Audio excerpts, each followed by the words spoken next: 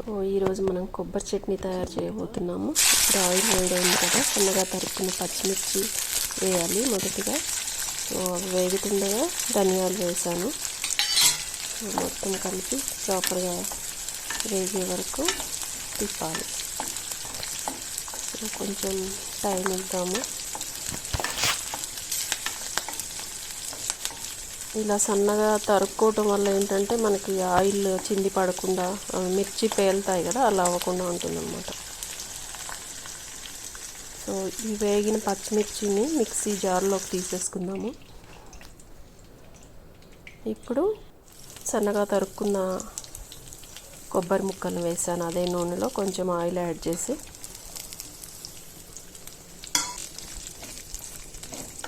So కొంచెం వేగిన తర్వాత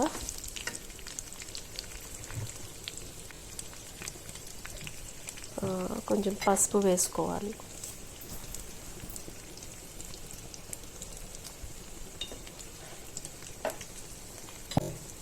మొత్తం కలిసేలాగా తిప్పుకొని కొంచెం ఫ్రై అయ్యే వరకు ఉంచాలి. సో కాసేపు మూత పెట్టేసి సిమ్లో పెట్టుకుందాము.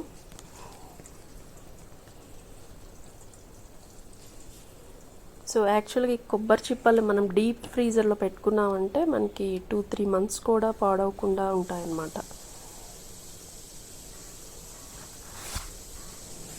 సో ముక్కలు వేగిపోయాయి కదా,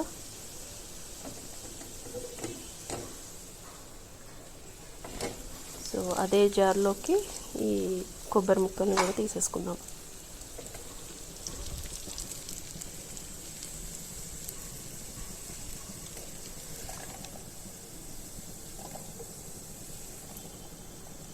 సో వేడిగా ఉంది కదా, కొంచెంసేపు చల్లారనిచ్చి మిక్సీ పట్టేసుకోవాలి.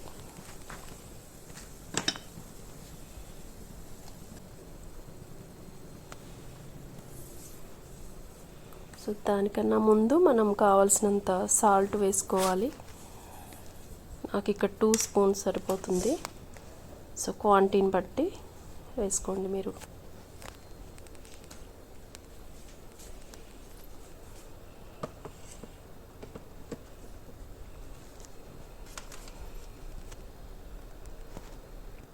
సో దీన్ని మెత్తగా రుబ్బుకోవాలి.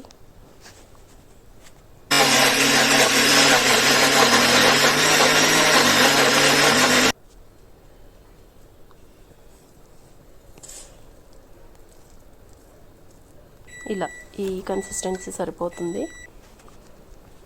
సో అదే కళాయిలో నేను ఇంకొంచెం ఆయిల్ యాడ్ చేశాను సీజనింగ్ కోసం. కొంచెం వేడైన తర్వాత ఎండుమిర్చి వేసుకోవాలి. సో ఇలా వేగటానికి నేను కొంచెం కలుపుతున్నాను.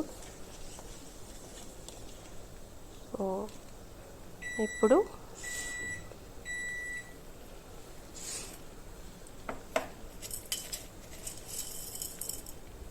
కొంచెం వేగిన తర్వాత తాలింపు గింజలు వేసుకోవాలి.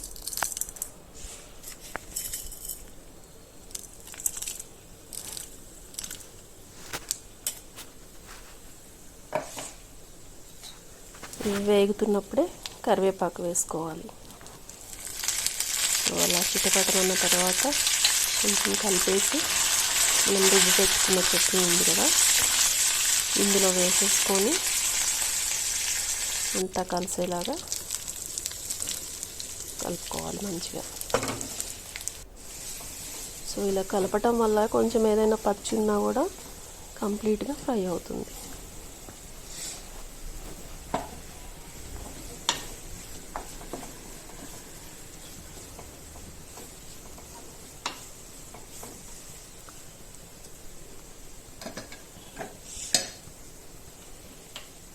సో నేను ఈ స్పూన్ ఎందుకు యూజ్ చేస్తున్నానంటే నీట్గా బౌల్లోకి మొత్తం తీసేసుకోవచ్చు అన్నమాట.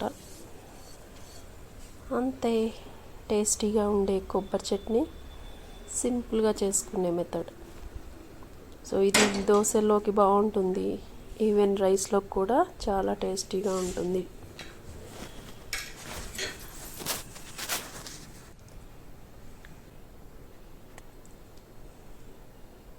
సో ట్రై చేసి ఒకసారి ఎలా ఉందో చెప్పండి.